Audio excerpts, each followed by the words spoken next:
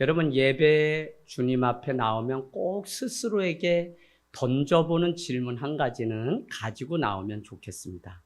제가 제 자신에게 한 주 살면서 던졌던 질문은, 우리가 각박한 세상을 살아가면서 살아남기 위해 너무 발버둥 치다가 우리의 마음이 딱딱해지지는 않았는지 질문하게 됩니다. 너무 무거워지고 칙칙해진 것은 아닌지, 아니면 나라고 하는 그 존재에만 몰두한 나머지 왜 나를 이 땅에 산자로, 생명이 있는 자로 하나님이 두셨는지를 물어보게 됩니다. 그런가 하면 세상을 따뜻하게 만들라고 오늘 나라고 하는 존재를 이곳에 둔 것이 아닌가 하는 생각을 해요. 우리 곁에 딱딱한 사람이 있다면 그 마음을 부드럽게 해줄 수 있는 것은 우리의 사랑을 통해서 그의 인생을 바꿔갈 수 있는 것이 바로 교회. 그런데 우리의 굳은 마음을 온유하게 만들어줄 수 있는 유일한 것은 하나님의 은혜밖에 없다는 것입니다. 그 은혜를 갈망하는 자들의 모임이 오늘 이 교회라는 것이죠. 우리는 지난주 하나님이 교회를 통해서 세워가시는 하나의 원리가 있었는데, 그것은 무조건 하나님은 일꾼을 세워서 일을 하신다라는 것이었습니다. 선지자와 사도와 복음 전하는 자와 목사와 교사로 우리를 불렀다라고 우리는 같이 나눴죠. 그래서 이 모든 일의 특징은 다 가르치는 일이라는 것입니다. 그래서 교회는 어떻게 보면 잘 배우고 잘 가르치는 공동체. 그래서 교회는 하나님의 부름을 받고 이 땅 가운데 우리가 예배하는 공동체로 나왔다면, 결국은 신앙의 교제와 교육을 통해서 세움받은 공동체로서 잘 우리는 모여 있어야 돼요. 그리고는 세상 가운데 축도 후에는 세상에서 유기를 잘 살기 위하여 보냄받은 공동체로서 우리의 삶이 사회봉사와 선교를 지향하면서 어떻게 보면 주일에 들었던 말씀을 세상 가운데 옮겨놓는 그 삶을 살아가는 그 증거가 우리 안에 있어야 되는 것이죠. 그런가 하면 지난주 우리는 교회는 하나님의 능력의 말씀을 통해서 성도를 세운다, 그렇게 보았습니다. 13절을 가볼까요? 13절. 우리가 다 하나님의 아들을 믿는 것과 아는 일에 하나가 되어 온전한 사람을 이루어 그리스도의 장성한 분량에 충만한 데까지 이르리니 라고 말씀하고 있습니다. 성도를 온전케 한다라고 하는 것은 다른 말로 무슨 말이냐면, 그리스도의 장성한 분량이 충만한 데까지 이르도록, 자라가도록, 풍성하게 도달하도록 하는 것이 바로 뭐라고요? 온전한 사람이 살아가는 일이라는 거예요. 우리가 완벽이 아니라 온전한 삶을 살아가야 되는데, 변화가 내 삶 가운데 예수 그리스도를 통해 날마다 일어나야 되는데, 그 증거가 무엇이냐면 그리스도 예수에게까지 자라가는 그 삶이 우리에게 있어야 된다는 것이죠. 그래서 지난주에 제가 이렇게 말씀드렸습니다. 우리에게 전지전능과 같은 하나님의 신성을 닮으라는 것이 아니라, 그것은 하나님의 속성이기 때문에 믿는 우리는 하나님의 인성에 해당하는 성품의 온유함과 같은 성령의 9가지 열매를 맺는 것이 우리가 할 수 있는 그리스도에게까지 자라가는 일이라고 말씀드렸어요. 그런가 하면 우리가 이런 면에서 나는 오래 참음이, 충성이, 자비가, 양성이 어떠한지를 날마다 스스로를 점검해야 돼요.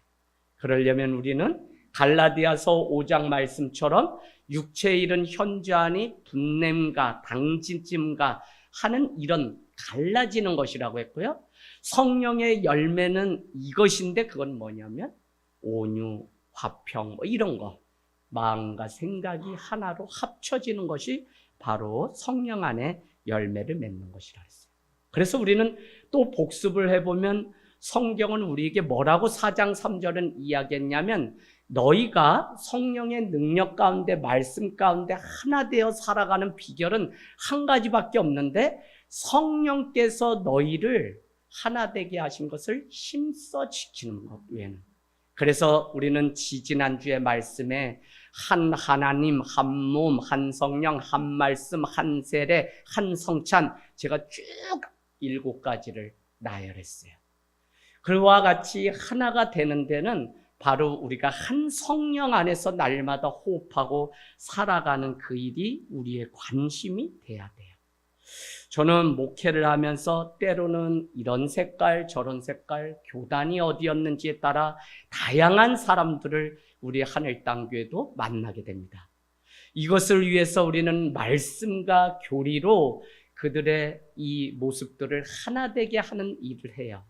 그럼에도 불구하고 우리는 말씀과 기도 가운데 충만할 때 교회가 하나 될 수 있음을 보게 됩니다. 이레이저 지저스라고 하는 그림은 지우개 대신 예수님이라는 뜻인데, 사람은 계속해서 울타리를 치고 경계선을 만들어요.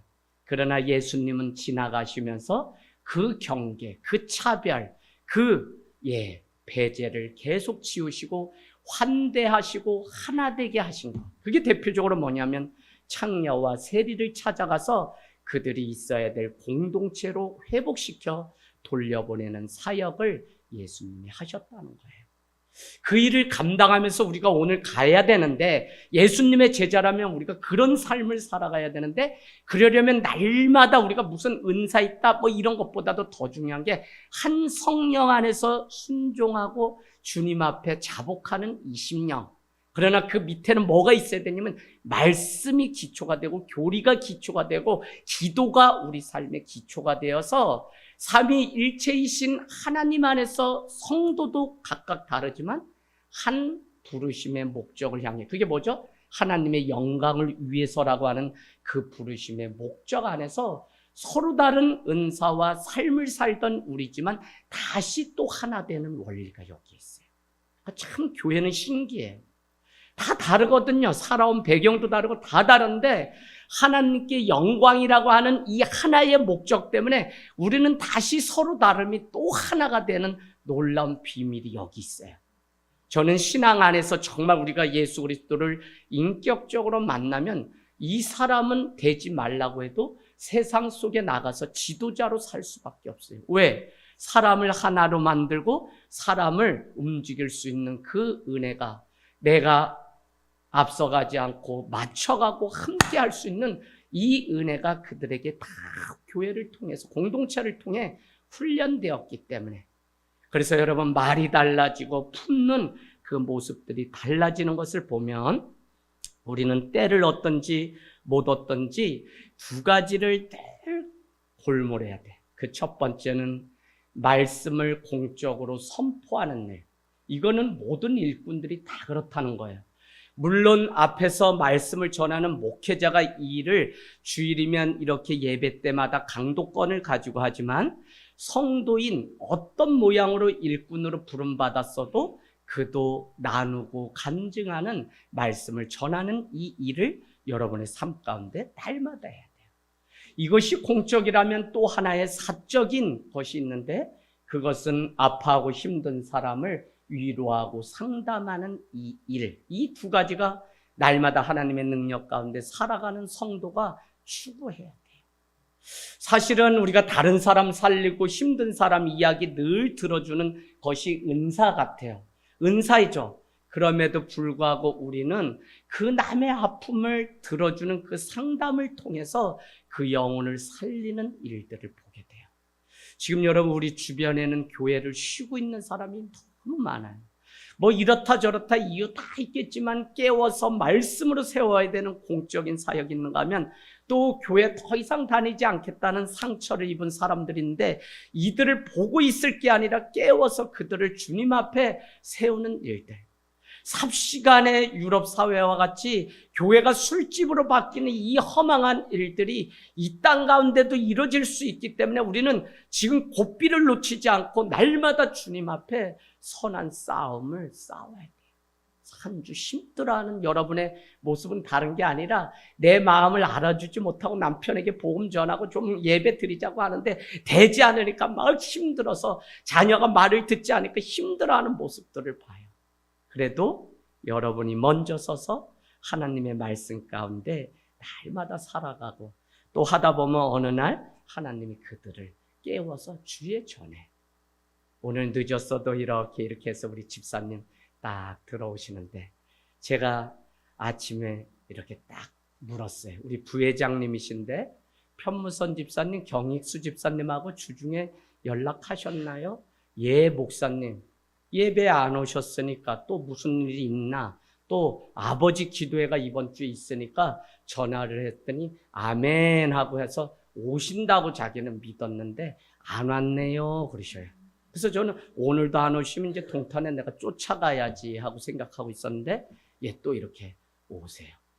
저는 저것도 우리 교회 하늘땅교회 오시면서 집사님이 그래도 누워서 쉬려고 하면 뭐가 자꾸 갱기고 목사님이 자꾸 사랑해요. 집사님 오실 거죠? 이러고 닭도리탕 해놨어요. 이런 자꾸 뭐가 환청이 들리시니까 누워있느니 차라리 가서 예배를 드리자 하고 오시는 거죠.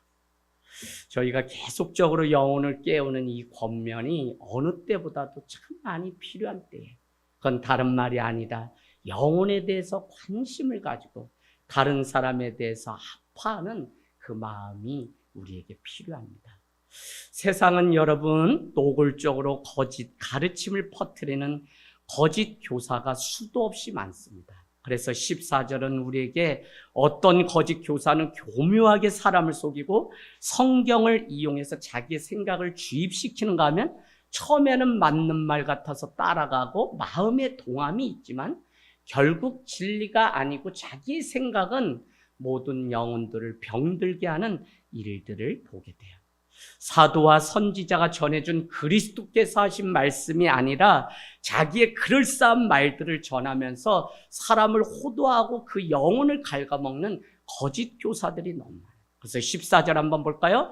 14절 이는 우리가 이제부터 어린아이가 되지 아니하여 사람의 속임수에 간사한 유혹에 빠져 온갖 교훈의 풍주에 실려 요동하지 않게 하려 함이라. 뭐가요? 진리의 말씀 가운데 우리가 날마다 장성한 분량에 충만한 데까지 자라야 되는 이유는 뭐냐면 세상 풍조, 거짓된 교훈 이렇게 우리의 영혼을 갉아먹는 시대에 있기 때문에 더욱 교회 중심으로의 그 신앙이 더욱 하나님이 세우신 주의 종도를 통해 또는 우리의 삶이 이 공동체 안에 내가 믿음이 있고 없고를 증명해내기 위해서 적어도 청년의 때에 몸부림치는 이 경험이 없으면 다 세상 사람들이 돼요. 여러분 예배 후기를 우리 형제가 주일에 참여하면서 썼어요. 우리 주영 형제가 하늘땅 교회 온 지가 얼마나 될까요? 그래도 1년은 좋게 되죠? 좋게 돼요. 내가 솔직히 주영 형제 어떻게 하나 내가 지금까지 봤다니까. 멀리서 봤어. 근데 사람이 착해. 근데 캠핑을 가도 우리 횡성 내 고향으로 간대. 그래 어떻게 고향을 또 살려주는데. 그랬더니 예배 후기에 목사님 정말 손님으로 다니지 않고 내가 이 교회에 저도 뭘 해야 되는데 하고 구구절절 썼어요. 그러고는 다 화장실 가려는데 또 우리 김우중과처럼 얼마나 변기를 닦고 우리를 줄을 세우는지 같이 들어가가지고 딱 얘기할 때 목사님 저 내년도에는 1인 1사역 화장실 청소하겠습니다. 청년이 화장실 청소한다고 말하기 쉽지 않아요 요즘 시대에.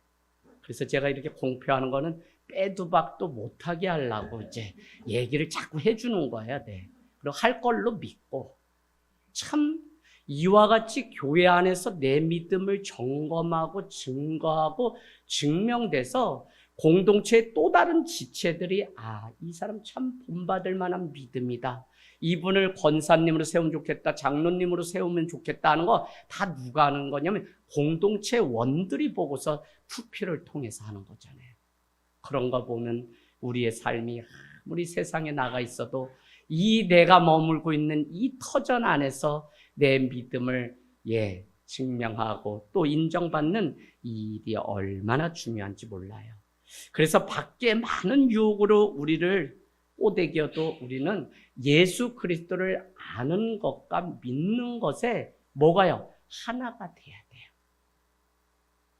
어떤 사람들은 이것을 믿는 것과 아는 것이 하나가 이퀄이 돼야 된다. 이렇게. 그래서 그것도 맞는 말이지만 더 정확한 문장의 구조를 분석해 보면 이 교회의 성도들이 지체들이 믿는 것과 아는 것에 우리 지체가 하나가 되어서 그것에 힘쓰라고 하는 본문이 오늘 이 말씀이에요. 그래서 여러분은 어떻게든지 우리 집사님이 믿음 가운데 자라갈 수 있도록 우리가 하나가 되어서 그를 격려하고 세우고 집사님 기도하고 있어요. 힘내세요. 라고 할 수 있는 공동체. 그런가 하면 아는 것, 행하는 자리까지 가서 살아낼 수 있도록 안 되면 같이 손을 잡고 기도하고 함께 그 헌신하고 봉사하고 전도하는 이 일을 해내는 이 공동체. 예전에는 이 공동체가 다 흔한 이야기였지만 한국교회도 이제 점점 이런 것들이 없고 나만 그냥 믿고 내 신앙만 생각해요. 그래서 제가 오늘 서두에 너무 세상 살아가는 일에 바쁜 나머지 내 자신의 마음이 딱딱해진 것이 아닌지 물어보면서 늘 점검하면서 살아가라고 말씀드리는 거예요. 여러분, 오늘 모든 일꾼들은 하나님의 부름을 받은 성도는 바른 교훈을 지속적으로 선포하는 설교가 우리 가운데 있어야 됩니다. 예수께서 분부한 모든 것을 말씀을 통해서 옳게 분별된 일꾼으로 인정받은 자로 우리가 준비되어서 말씀이 우리 가운데 다 있어야 돼요. 그래서 말씀을 나누고 그래서 여러분 내년도에는 다 여러분 그 아침 하루 시작하면서 큐티 세미나를 올해 안에 할 텐데 다 말씀으로 시작하세요.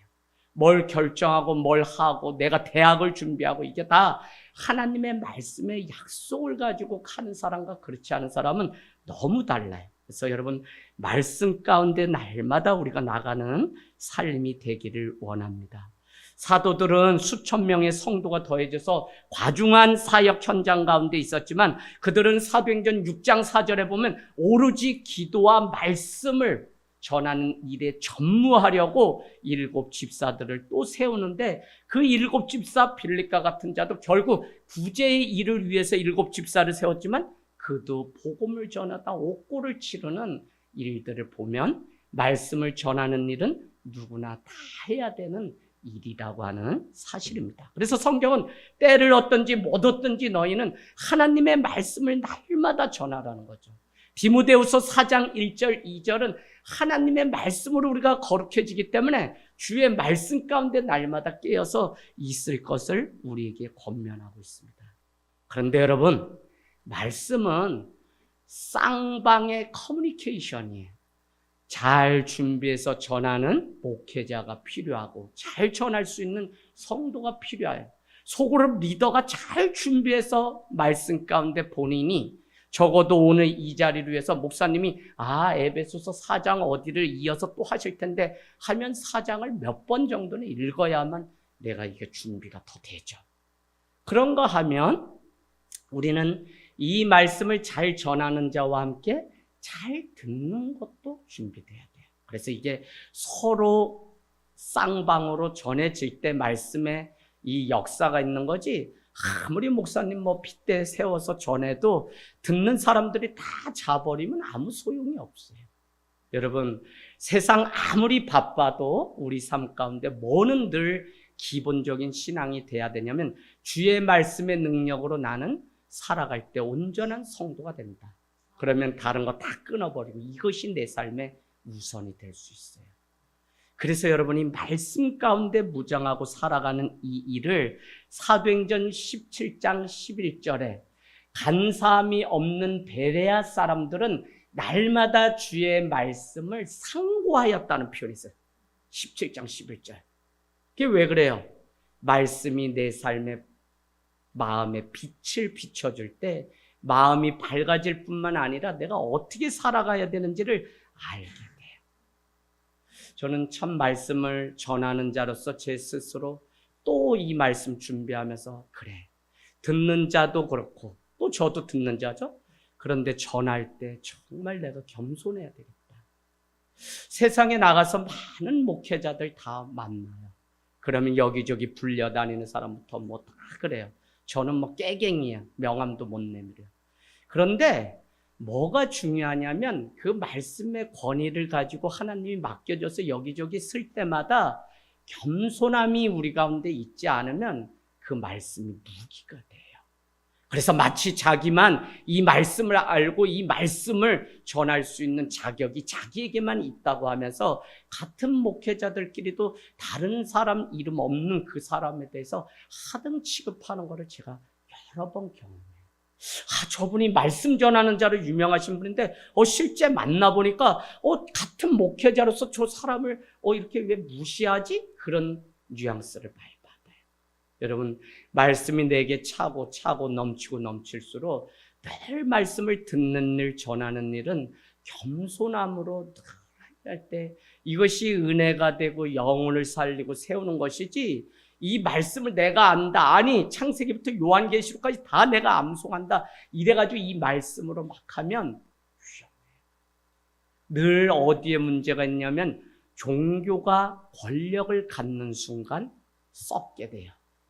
종교, 이 말씀이 하나의 무기가 되고 권력이 되어서 함부로 양떼하게 하다가 2단 3단 되어서 막 문제가 되는 게 뉴스 매스컴에 나오는 것을 보면, 말씀을 아는 일, 겸손함으로 말씀을 알아야 되고 겸손함으로 말씀을 전하는 이 일은 평생 우리가 가져야 되는 숙제예요.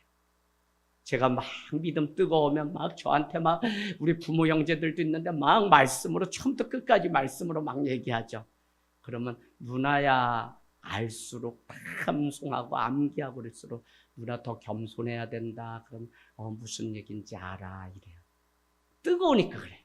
근데 여러분, 신앙이 무르익으면 사실은 겸손함에 옷을 입은 그 말씀이 될 때 영혼을 세우고 살리는 그 말씀, 그래서 믿는 것과 아는 것이 하나 되는데, 그 장성한 분량에 이르려면 말씀의 능력이 날마다 우리 가운데 두 번째로 있어야 되는데, 그 말씀 앞에 날마다 겸손해서 말씀의 거울이 나를 먼저 비추고 그 말씀이 나와서 그걸 나누고 전하는 일들이 필요해요. 하늘땅교회가 올해 이제 14주년이 되어 가만히 그래도 무엇을 했는가 하면, 축구를 열심히 하다 어느 날 어려움, 교회 이름 때문에 당했다 그랬죠. 그날 저는 결단했어요.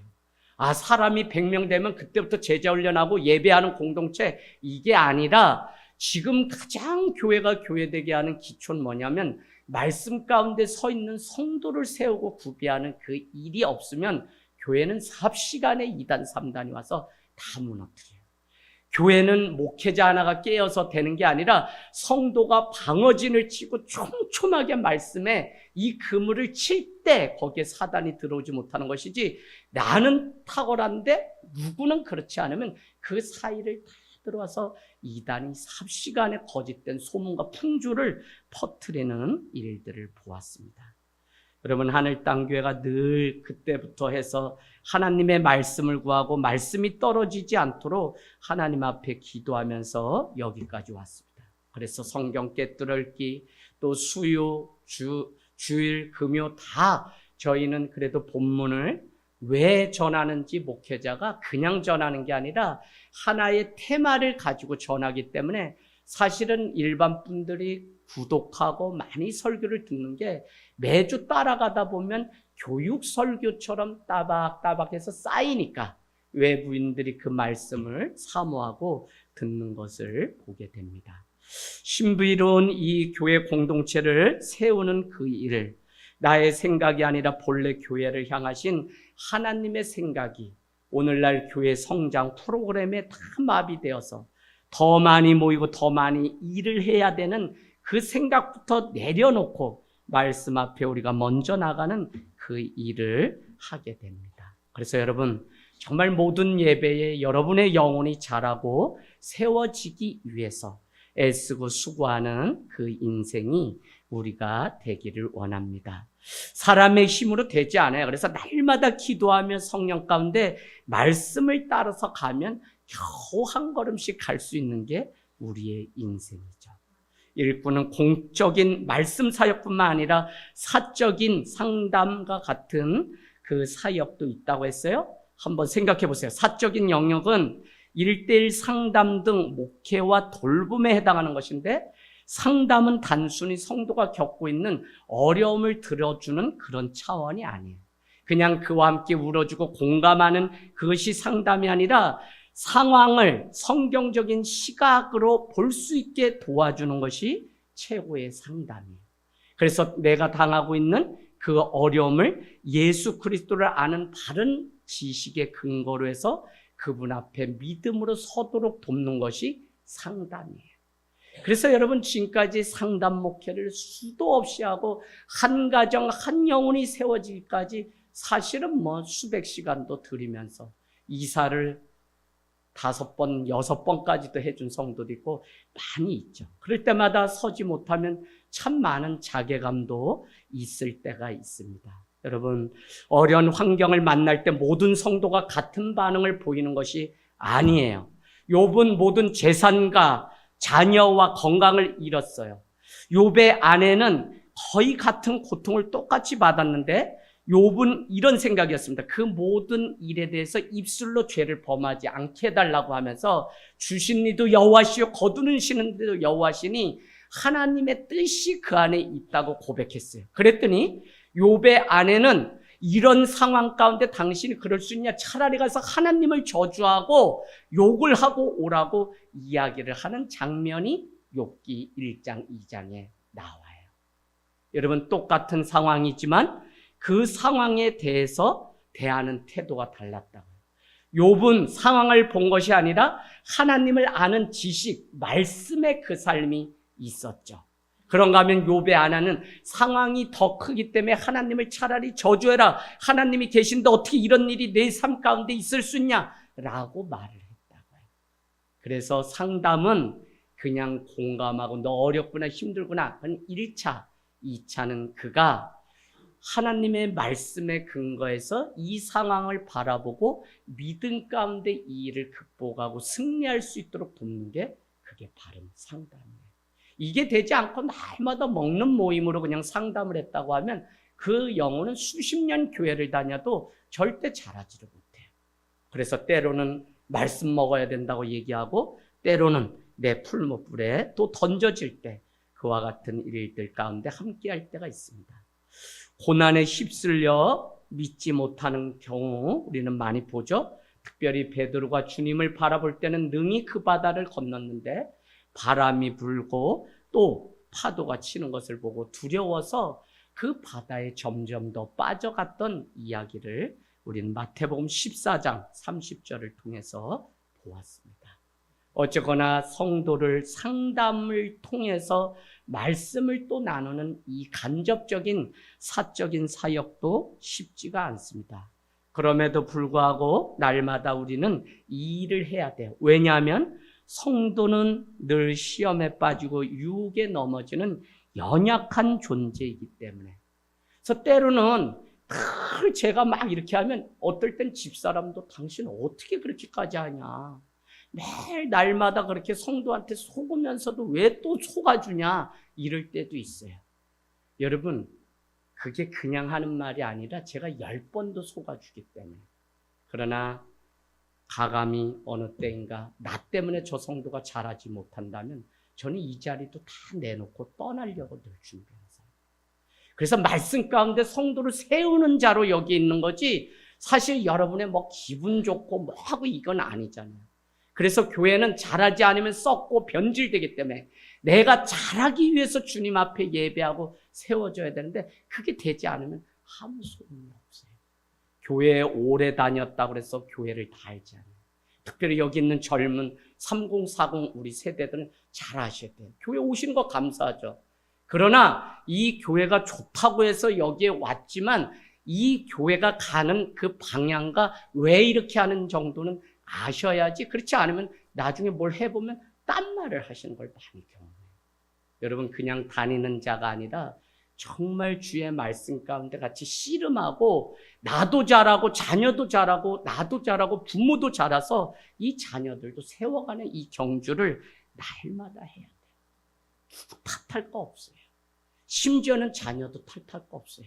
지금도 하나님은 나를 먼저 세워서 우리 가정의 자녀들을 세워가시려고 한다면 내가 먼저 서 있는지를 늘 주님 앞에 점검해야 돼요.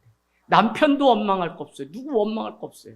내가 정말 은혜 가운데 살고 인생의 신앙의 열매가 있다면 저는 반드시 그거를 자녀들이 따먹을 거라고 봐요. 할렐루야. 그래서 오늘 또 기도하고 또 알아주지 못하고 억울해도 하나님 앞에 그 진리, 영광을 위해서 걸어가는 거죠. 결국 성도에게 믿음을 주시고 시험의 고통을 통해서 하나님은 또 우리를 공감을 하게 하시고 그에게 피할 길을 내시는 분이 하나님이시기 때문에 그가 몰라주고 수십 년을 가르쳐도 매일 그 자리에 있어도 또 용서하고 또 권면하고 가르치는 일을 하는 거예요. 그런가 하면 여러분, 성도에게 믿음을 더하는 수단은 오직 말씀뿐이기 때문에 우리는 또 그래도 알아주던 안 알아주던 말씀으로 권면하고 말씀을 가르치는 거예요. 특별히 여러분의 가정에 부모가 자녀에게 일주일에 한 번 말씀을 나누는 이 일이 있어야 돼요. 아침에 학교로 가는 자녀에게 내가 한 주 살아가면서 적어도 이 말씀이 내 인생을 변화시켰다면 그 말씀을 포스트잇에 적어서 줄 수 있어야 돼요. 한번 그 말씀 우리 찾죠? 시편 37편 24절. 이번 주 제가 여러분 이번 주 자녀들 밥상에 꼭 적어서 37편 24절. 참 어떻게 하면 말씀으로 이번 달 10월에 뭐라 그랬어요? 가정예배 드리기 실천상 두 번째는 뭐예요? 기도 노트를 가정 안에 좀 만들어보자 이래놨어요. 여러분 수십 년이 지나서 자녀들이 뭘 보냐면 기도 노트 봐요. 제가 아무것도 몰랐는데 군대 갔다 온 아들이 육아일기 써준 것을 가끔 봐요. 그래서 저걸 왜 볼까? 100일 전에 막 이렇게 해가지고 쭉 초등학교 때 써준 거. 근데 좋은가 봐요. 그래서 다시 군대 다녀온 그걸 하나의 계기로 해서 집사람이 육아일기의 연장선으로 계속 저 큰애에 대해서 일기를 특별한 어떤 일이 있을 때는 써줄까 하고선 노트를 준비하는 걸 봤어요. 시편 37편 24절 우리 읽겠습니다. 시작. 그는 넘어지나 아주 엎드러지지 아니함은 여호와께서 그의 손으로 붙드심이라. 아멘. 참 우리가 이 땅 살아가면서 넘어져요. 그리고 완전히 인생 끝난 것 같아요. 그러나 우리가 완전히 자빠지지 아니하면 여호와께서 지금도 내 인생을 붙드시고 계시기 때문에. 시편 16편 8절은 뭐였죠? 앞에도 여호와께서 계시며 내 오른쪽에도 여호와가 계심으로 어떻게 해요? 내가 흔들리지 아니하리라. 참 시편의 이 주옥 같은 고백. 저도 제 자신이 넘어지고 쓰러질 수 있어요. 늘 그거 인정해요. 그거 인정하지 않고 나 완벽하다 그러다가 넘어져요. 근데 늘 연약하고 늘 넘어질 수 있지만 주께서 완전히 자빠질 때쯤에 또 끌어서 선한 목자 되시는 주님이 어떻게 해요? 저를 붙드시고 있기 때문에 일어나 걷는 것입니다. 우리 마지막으로 바울은요 이렇게 이야기합니다. 교회는 일꾼뿐만 아니라 우리 모두가 하나가 되는데 힘써야 되는데, 세 번째, 교회는 하나님의 일꾼을 통해 모든 성도가 봉사의 일을 하게 하시려고 교회로 우리를 불렀다. 오늘 중요한 것은 교회는 사랑의 봉사를 통해서 교회를 세우는데 그 말씀이 어디에 나와 있냐면 12절의 말씀이 이렇게 돼 있죠. 15절에 한 번 더 설명해요. 12절이 자라가는데 어떻게 오직 사랑 안에서 참된 것을 하여 범사의 예수 그리스도에게까지 자랄지라. 그분이 우리의 머리시고 우리는 그분의 각 지체들이 모인 몸을 이루는 하나의 유기체적 생명이다라는 것을 15절, 16절이 우리에게 말씀하고 있습니다. 성도를 온전케 한다. 11절. 12절 보세요. 성도를 온전케 하여 또 봉사의 일을 하게 하는데 세 가지가 우리를 세우신 목적 같지만 사실은 이 두 가지를 포함한 마지막 12절에는 그리스도의 몸을 세우려고 우리를 했다고 지난주에 말씀을 드렸어요. 그래서 여러분 교회 안에서 작든지 크든지 우리 아이들도 1인 1사역을 오면 자기들이 감당해야 될 그 일들을 하는 것을 우리는 보게 됩니다. 오늘 믿는 것과 아는 것의 하나가 되어 온전한 사람을 이루어서 그리스도의 장성한 분량에게까지 자라가야 됩니다. 자라가고 있는지 아닌지는 목회자인 저 자신도 늘 봐요. 내가 가르친 만큼 살고 있는가? 내가 믿는 만큼 살아가는가?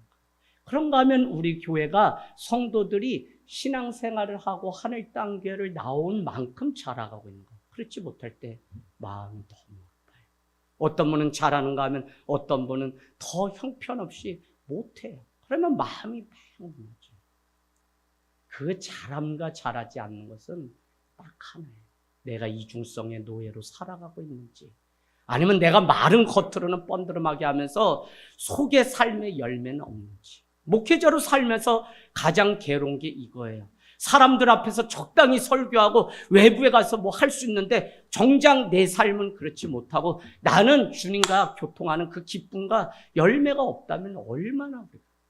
여러분, 내가 집사다, 내가 권사다, 여기에 현혹될 수가 없어요. 내가 오늘 성도로서 주님에게까지 자라가는 그 믿음이 우리 안에 있는지, 내가 지금 주님을 닮아가고 주님으로 인해서 내 삶을 맡기고 내 삶의 인생을 전부를 그분께 드릴 준비가 되어 있는지, 그게 그리스도인이잖아요.